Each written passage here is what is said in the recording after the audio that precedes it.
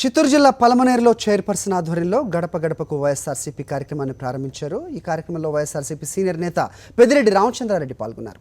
ముందుగా గుడిలో ప్రత్యేక పూజలు నిర్వహించి వైఎస్ఆర్ విగ్రహానికి పుష్పాంజలి ఘటించారు. అనంతరం పేదలకు వస్త్రాలు పంపిణీ చేశారు.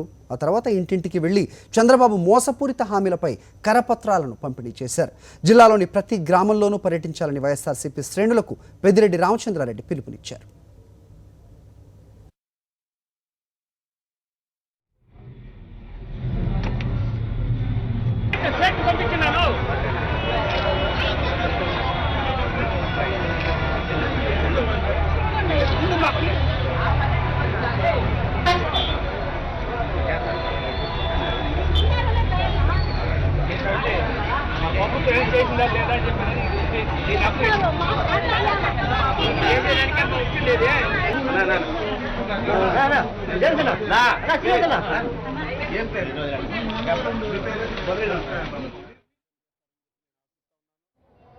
ఈరోజు జగన్మోహన్ రెడ్డి గారు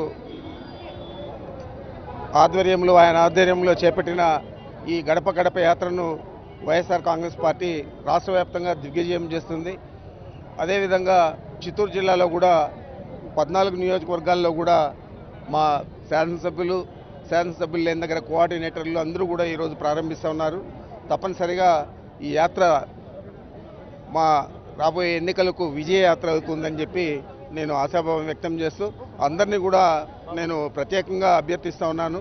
తప్పకుండా ఇంటింటికి మీరు మనం ఇచ్చే కరపత్రాన్ని పంచిపెట్టాలా, వారి అభిప్రాయాలను తెలుసుకోవాలా, తప్పకుండా ప్రతి కుగ్రామాన్ని కూడా సందర్శించాలని చెప్పి